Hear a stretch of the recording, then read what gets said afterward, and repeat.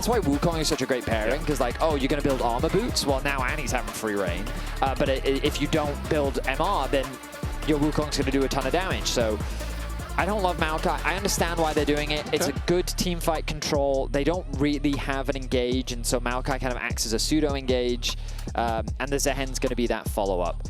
I'm concerned about how much range JDG really have available to them playing into Hui.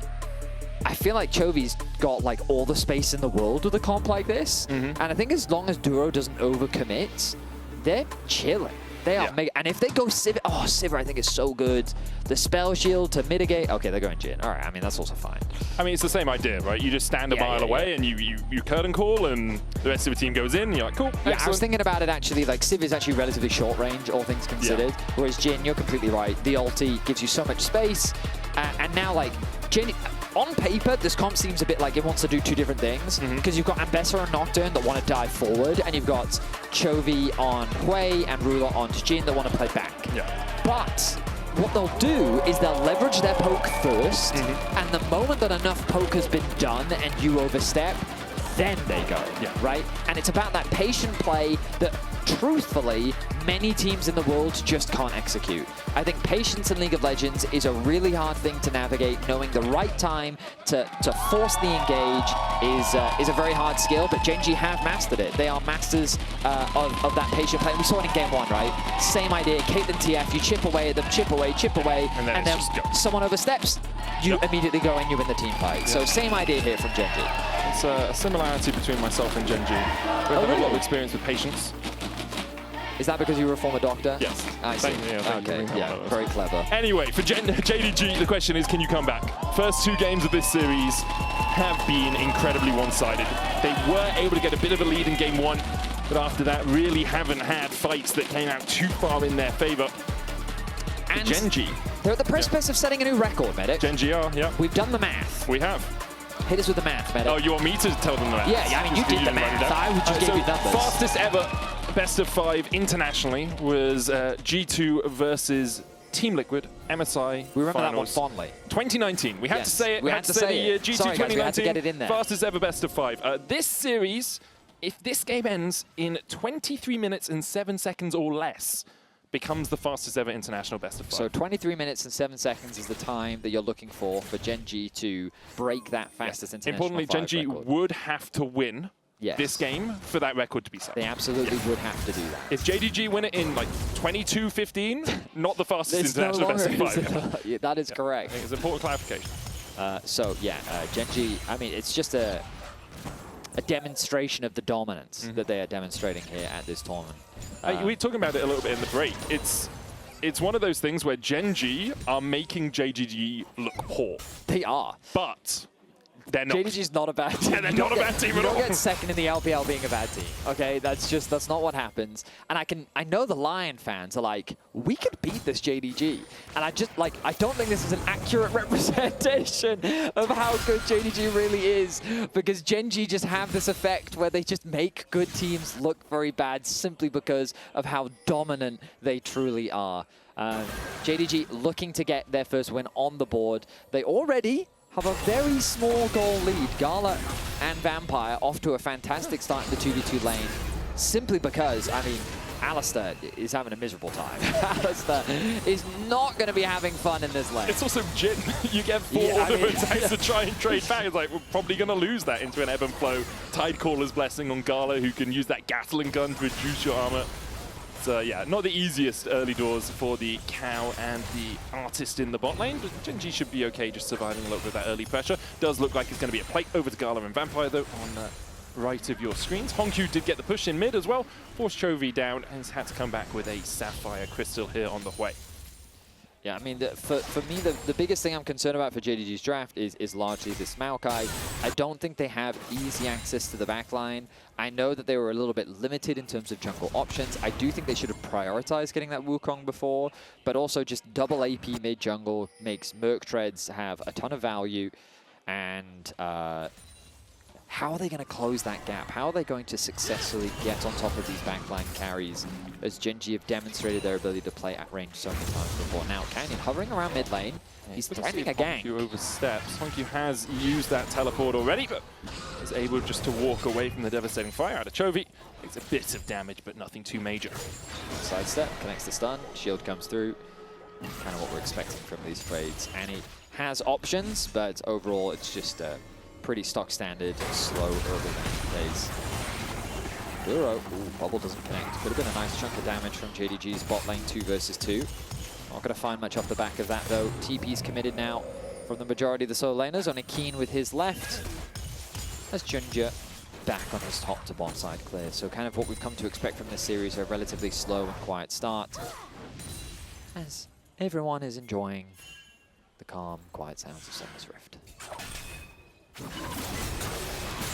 It's not too calm or quiet. It's actually very calm and soothing, eh? Xiaoxu?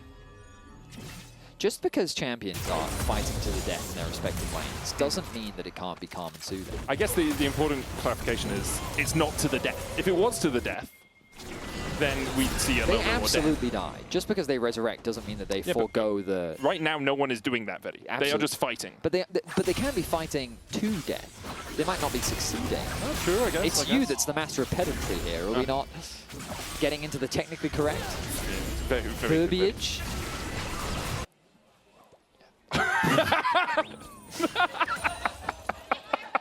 All right then. That's just quintessential support gameplay right there. How's it going? Remember Duro just standing next to each other at modem. You're like, yeah, wave stays good. What's yeah, up, for me, man? wave stays good. Yeah, solid. Right, you know, I'll take it. It's fine. No, Duro with the. Wait, can't Vampire build stacks hitting Duro? Only when Gala's nearby. Yeah, so he needs Gala to get nearby. As we see Chovy getting caught in the mid lane. Tibbers coming down. No follow-up CC onto Chovy means that he can just flash away. Yeah, but it does mean though that when Honkyu gets his ulti back up later on, Flash, Tibbers, going to be something scary for Chovy to have to navigate. Getting that level advantage was a nice touch there from JDG, knowing that they had that small window of opportunity to make the play happen. Trade flashes. Small advantage gain for JDG overall. As the junglers continue their clear. Duro, ooh, nice combo. Bubble doesn't connect. Gala has to use the barrier there to survive through it. Ooh, that's the biggest loss of them all, really. As opposed to the first 2 games. Yeah, no, that one was for sure. Probably that one I felt the most. Yeah, understandable. Yeah, relatively slow early game between the two teams. Slight gold lead for JDG, but once again, Ginger, apart from that gank in mid, hasn't been able to have as much impact for JDG as they would like. It's a bot side scuttle spawn. Ginger goes in, Bramble Smash back. Both of them have that upgraded smite. So this is contestable. Honkyu, it is contestable, as you say, is going to force GENG away, and because of that, Ginger will get the level 6, and I think GENG might have to give up the first Drake of the game. Ooh, I don't know about that. That wave still needs to be caught in mid lane. Chovy's got the push. The bot wave needs to be dealt with still. Canyon not level 6 just... Oh, wow, okay, we're committed. Going out from a long way away. Ruler and Duro might have to flash the cleanse out from Ruler immediately, but look at the damage onto him. Good Aqua Prism landing onto Duro. Canyon stopping his back means that JDG won't go any further. Okay, so Ginger using his ult very early means he won't have it for the fight, but Canyon's not farming anything right now. He's still half a level off. Okay. Okay. All right, this looks like this is going to be Dragon for JDG. I think this is their first Dragon of the series. I think so too. Yeah. Right now, this is not looking like a 23-minute and 7-7 victory for GENG. Right now. We're 7 minutes in. It's the second Drake fight. Yeah. Every time it's been the second Drake fight. Yeah, no, you're right. But look at this, a 700 gold lead. Now, some of you at home, if you've just tuned in, you might be wondering, wow, I feel like they're being a little bit condescending. You know, like, and the truth is, GENG, if you've only just tuned in, they won a 23-minute game, and then they won a 24-minute game. So, honestly, we're kind of just hoping for the best for JDG, that they can show us something as we get closer to the mid-game, because GENG have been nothing but a force in this series. And you have to remember, like, JDG have kept one of their players from last year. It's Xiaoxu. Ginger and Honkyu came over from CFO. Gala and Vampire have joined the lineup. Vampire, a rookie to the international stage, alongside Xiaoxu.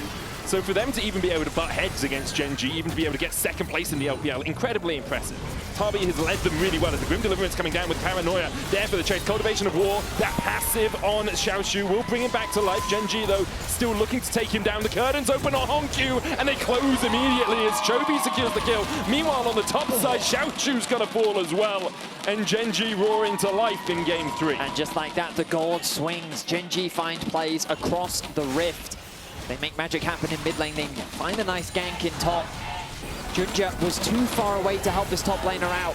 And even though Xiaoshu, he actually came so close to getting a kill back onto Keen, he just didn't quite have the damage.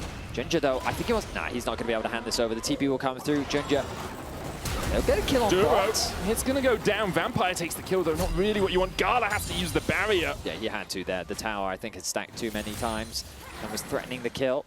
It's unfortunate for JDG that the kill does go over to Vampire. They would have loved to funnel that gold into Gala, get him towards that Trinity Force.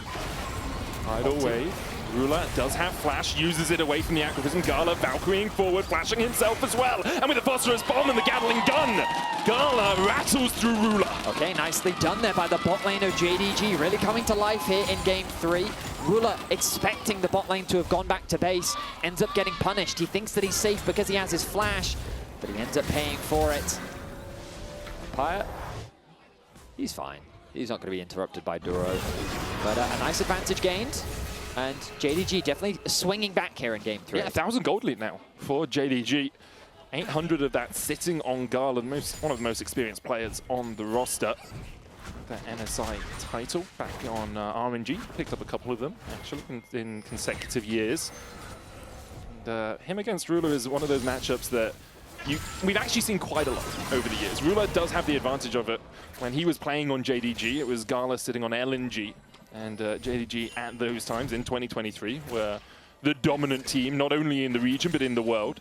Only just getting stopped by T1 on their way to Golden Road.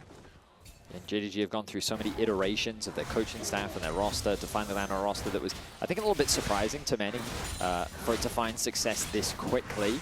For them to be doing so well domestically, getting that 2nd seed from the LPL. Now, though, they're looking to get a game of a GENG as they set their sights on Keen. Nature's Grass coming out. Keen will be locked up by, but look at how low Xiaoshu is. Can he really step forward any further? Goes in with a Grim Deliverance, but might just be taken out by the Paranoia. Canyon fears him back. Keen trying to escape Junja's clutches and does so. GENG pounce on an engage from JDG. Yeah, I liked what I've been seeing from Xiaoshu so far in this series, but that play right there, I mean, he basically just lost all of his HP without trading any of it back against Keen. I have to imagine that he had a lot on cooldown when the gank was happening, and it meant that between the two of them, they just didn't have the damage to find that kill. GENG turn it back, they find a kill of their own. Now Canyon on Nocturne already in a fantastic position with that first item completed. Keen now, we look back at this replay, the ulti comes through. Yeah, Xiaoshu used a lot of his skills right at the start. He's just walking at him, trying to land those autos. He then finally blocks the Q, gets a bit of healing back, drops the ulti, but at this point, Keen has already been able to create enough space that there's little to no option. So close to blocking the passive. If it hadn't been for the fear, he would have been in some serious... maybe there was room for outplay. Could you hear all of the ghosts of top laners passes fighting in that replay as well? I think I tuned that out. I just heard, wow, wow, wow, wow, wow, wow. Tons of fighting happening in the top lane, but yeah, Canyon 2-0 now on this Nocturne, as you say, Betty. Still a pretty even game between the two teams. 30 seconds on the next Drake, though, and this is where the games have been exploding in GENG's favor. You can see Duro and Canyon working together in that bot side river to get control. Going to get the knock up onto Junja here just to try and force him out. With Gala and Vampire able to move first out of bot, Rula having to catch the wave under tower. Duro and Canyon back away. Just a really subtle thing there that Chovy did. He denied an entire wave from Honkyu underneath his tower. Honkyu didn't want to expend the stun to last hit some of those melee minions. So as a result of that, Chovy actually threw down the root that if Honkyu had approached too closely, it would have just cost him his life. So an entire wave completely denied. And Chovy, like, these are the small things that Chovy does to build up a 1v1 lead against his lane opponents. 1,000 gold ahead, Betty. Yeah. 1,000 gold ahead. Yeah, I mean, he's secured 3 plates in mid lane. Yeah. He's gotten a kill. And, I mean, he's got 16 CS ahead. So he's in a fantastic position right now. Basically matching the lead that Gala's had. Chovy, once again, continues to be one of the best players, if not the best player in the world this year. Let's see. CSD at 14, usually something everyone talks about. You're Chovying. People are getting more farm these days with, you know, more minions available on the map, but Chovy continues to impress over in the LCK. He absolutely does. And game 1, he did get solo killed, but it didn't really matter in the grand scheme of things. His Twisted Fate, he was able to bounce back beautifully.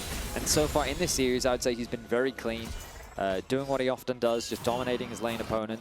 And Honkyu has done a really valiant job of putting up a good fight. Very aware of an engage. Ooh, nice interrupt on the back there from Keen. When we talk about best players, I think like Keen is kind of the player that coming into this tournament, people are looking at like, I think he is the best player in the world right now. This series, though, not been his best, I will admit. Maybe just a start to the tournament. Like, that doesn't mean that he's had... he's definitely had some solid plays, but, I mean, Xiaoshu getting the solo kill in the previous game as well. This series very much feels like it's largely been driven by Canyon and Chovy. I mean, with Ruler to a degree as well. I mean, it's one of those things as well, you don't appreciate it. We talked a lot about it, but Duro, like, you're seeing it now. You just look at the minimap, there's 2 wards every time, enemy jungle, every time. Duro is so good at getting that deep vision. He is really just, he's super, super consistent at it. He's always tracking where the enemy jungle is, and it makes Canyon's life just so much easier when he knows exactly what the enemy jungler is up to. So credit to Duro, like, he doesn't necessarily make the flashiest plays. He had that blast cone play, of course, in the Java one, which was always entertaining to watch. But yeah, his vision control is absolutely immaculate. Makes it much harder to just play the game. Really does. For JDG, though, they've escaped the second dragon trap that has been laid in the last couple of games. The goal difference isn't that... It's all pretty much on Chovy. So now, if you kill Chovy... I mean, Gala's 1,000 gold ahead as well. Yes, he is. You can compare Keen ahead of Xiaoshu, and Gala ahead of Ruler, and then Chovy is the guy that kind of sits in that.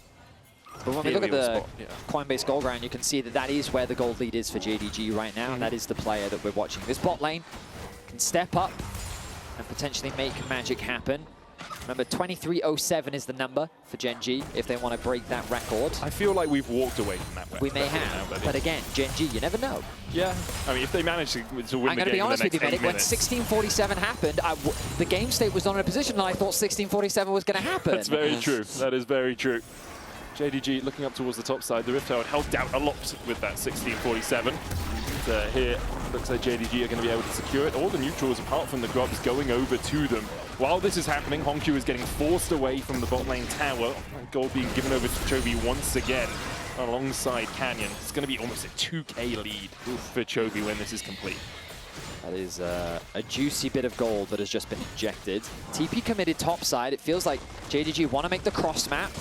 Grim Deliverance going in. Keen flashing, dashing underneath the tower. Honkyu on his way across. Keen trying to clear out the way. Public execution goes wide as GENG goes in with a twisted advance. And down goes Keen. JDG collapse on the top side of the map. Meanwhile, GENG continue to push through bot. I think they need to use this Herald top now to get some momentum back.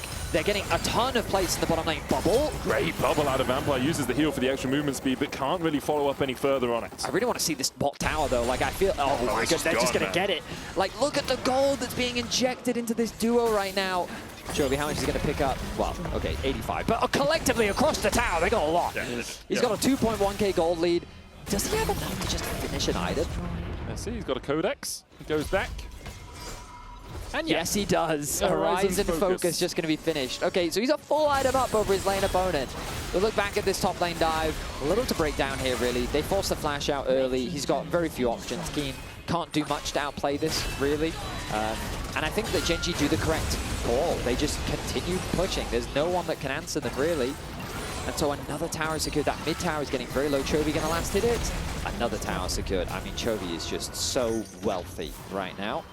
Absolutely monstrous. Next Drake up in 40 seconds time. JDG can still hang their hopes on an Infernal Soul. Yeah, this is an exciting one because, I mean, double Trinity Force completed for JDG. Of course, Chovy is the biggest difference maker. And again, we come back to that question. How do you get onto Chovy? JDG don't have the easiest engage tool. They've got good disengage. They've got great zone control. Nami plus Maokai. You can occupy a lot of space, but can you get onto the threats? That's the big question. Honkyu can flash Tibbers. Meanwhile, on the top side, see the public execution. Grim Deliverance exchanged between Keen and Xiaoshu. Dreaded Return not going to hit onto Keen, who is able to walk away. Does have the TP, trying to get away from Xiaoshu right now as Ginger's forced away from the Dragon Pit. Teleport out from Keen. Xiaoshu has a TP of his own. Will want to go back to base first, though. If they are going to try and contest this, we'll see if he goes for it. JDG fronting up. Nature's Grass coming out. Ginger puts the Rift Tail down as well. The Nature's Grass route only lands onto one. Canyon with the smite there, managing to secure the Drake. Meanwhile, Juro looking for that back line. Can't get in far enough, but GENG still very healthy. Xiaoshu with the flank position. Juro with the knockup, trying to headbutt him away from Ruler. Chovy in the middle of the pit now as Gala begins to open up. Chovy has the flash. Gala, flash Valkyrie, gets the kill. They'll chase Ruler out. He flashes as well. Keen's now joined the fray. Ginger flashes away. Canyon looking to kill off Tibbers here with with Keen, but can they extricate themselves from this situation? Keen doesn't have the public execution, the curtain's open. 1 shot, 2 shots, 3 shot wide. Gala kills Keen. Vampire flashes away and survives. JDG win the fight. For the first time this series, JDG get a winning team fight against GENG. A lot of it needs to be thanked by Xiaoshu.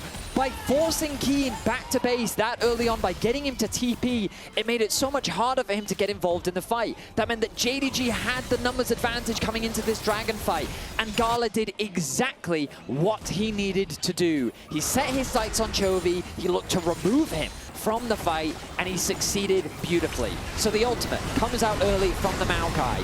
While the Dragon gets secured, they turn their attention on Duro, but look at this TP from behind. Xiaoshu comes in from the flank. JDG have lost a lot of HP, but with the arrival of their top laner, now the fight becomes a lot more playable. They've got Tibbers in there for the extra assist. Gala ignores the Nocturne, fully centered onto Chovy. They force the flash out from Ruler, and Ginger's just barely able to escape with his life as well. Keen finally arrives to the fight, but it's too little too late. JDG, they win a big team fight. It's so close though. A couple of those curtain calls hitting in the end would have been enough, but what a fight. Like, I don't know what we bleeped. Nor do I, but I don't think it was presentable on broadcast. JDG with a 1,000 gold lead. Importantly, they did lose the Drake in that fight, so they are still 2 away from getting sold. Chovy still 2k ahead of Honkyu on this way. But JDG have shown us that they can isolate Chovy, take him out in these fights, and Gala so big on this Corki right now. Look at all the Merc treads that are being bought. So Honkyu's like, you know what, Void Staff, that's what I need. Either a Crypt Bloom or a Void Staff. We need that magic penetration. Another tower's gonna fall though. That gold difference not significant enough that JDG has a strong foothold. The gold is largely scattered, and it's ultimately become a battle of Gala versus Chovy right now, with the single pieces being that potential difference maker. Can Keen land an ulti onto Gala? Can Canyon knock out the lights long enough to make it hard for Gala to find the fight? Can Chovy navigate his way around this CC? And with a target on his head, multiple members are going to be eyeing him up to take him out of the fight as quickly as they can. So these fights are going to be exciting. This feels like the closest game we've had so far in this series. Ready. The other 2 games have ended within 4 minutes of this moment. That is absolutely correct, Medic. It is entirely defined as the closest game we have had so far in this best of 5. JDG trying to fight back, trying to prove that GENG are not as infallible as they've been made out to be. I mean, yeah, they only lost 2 games so far this year. So for JDG to add another to the record would be a huge achievement for them, which is a crazy thing to say. But all right, let's think about this. A Dragon in a minute and a half. That's likely the next main objective. Both teams want to get as much gold as they can. Honkyu, have you finished your second item? That would be huge if you have. Let's see, he's going to go back to base now. Ginger does have the Bloodletters cursed for a little bit of that magic reduction. A little bit off from the Crypt Blue. Bit of a shame for him. They just throwing this out early. Ginger for Duro and Ruler. Duro there with the Unsealed Spellbook takes the cleanse and manages to... I don't know if I like this, though. You've got Dragon in a minute. Is Maokai's ulti low enough cooldown that it's going to be fine? I want to say it's like 80 seconds away, but that's very much a high pop, like, oh, it's 50 seconds away, so it will be back up in time for the fair Drake. Enough. Yeah, great. Observer's helping us out with that. So fair enough. Yeah, completely valid play. They get the cleanse up from Duro, I guess. They would have preferred Ruler's cleanse, I'm sure. But his flash is going to be up as well. Looks like a bunch of the flashes, actually maybe Gala's won't be up in time. Either way, we'll see as we get closer as JDG just clearing out the vision. Yeah, GENG going to have all their flashes for this next Honkyu fight. catching that wave on the top side. I imagine maybe one more wave will be enough if he can get it. It's such a nice spike to have ahead of this fight. Duro, though. Duro going in, looking for the engage here onto Vampire with the Paranoia there for this follow-up. And the damage from Chovy enough. Spiraling despair for Ginger. And the severing bolt brings lightning down from the sky. The follow-up from Keen onto Gala. No escape for him. And once again, it's a fight around a dragon spawn that spells the doom of JDG. But it's the Baron that they'll set their sights on. GENG, they catch you in the setup. No flash available on Gala. No ulti available for Ginger. just as you think JDG have got a foothold on this game, an opportunity, Keen is going to take it away from them. Chasing down Hongkyu as well, who will get the stun, but GENG can now turn their attention to Xiaoshu, who was starting up the Infernal Drake. They don't want to give anything over to JDG. Xiaoshu still has that flash, has the Grim Deliverance. TP coming in as Chovy's going to join the play. Keen diving on towards the Drake there as Baron secured for GENG and JDG forced to walk away from the Dragon. No soul point for them. GENG are taking everything. Here comes the Maokai, the ulti is available. Nature's Grasp in, looking to catch onto Chovy, but blocked by Keen so well. And here comes Chovy's damage to the fore once again. The spiraling despair on Ginger is matched only by the despair for JDG. They thought they could take a fight, but GENG are just better. Just like that, all of the hope is stripped away from JDG. GENG in devastating fashion get a fight, get the Baron, get the Dragon, and then win another fight. Ginger went back to base after his death, obviously, and then comes back out and dies again. Absolute devastation for JDG as GENG take a firm foothold here in Game 3 and are looking to close this series out in a 3-0 fashion. Have another look at this. This is the catch onto Vampire. I Just really stepped thought up this for vision. play was deep. I thought it was way too deep. I thought they were going to get punished. But they have enough damage. They know that there's no flash available. Only just now is the flash coming up for Vampire. And then the long-range damage. And then the commitment from Keen as well.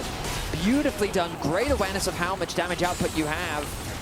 They get 3 quick kills and they're looking for more. Spiraling Spare once again onto Vampire. Good tide away from him though. They've already caught out Chovy. Canyon going forward. Duro trying to get the knockback. Just trying to disengage here for GENG. Garner joining from the side. Public Execution flashed away from. He has to Valkyrie to the safety of his team. Ginger going a long way away with a twisted advance on Canyon. But Keen's going to try and chase him out. Duro with a good knock-up. And now Canyon's still surviving. JDG, they've been pulled all around the map and they just can't find the kills they want. They'll get Keen in the end.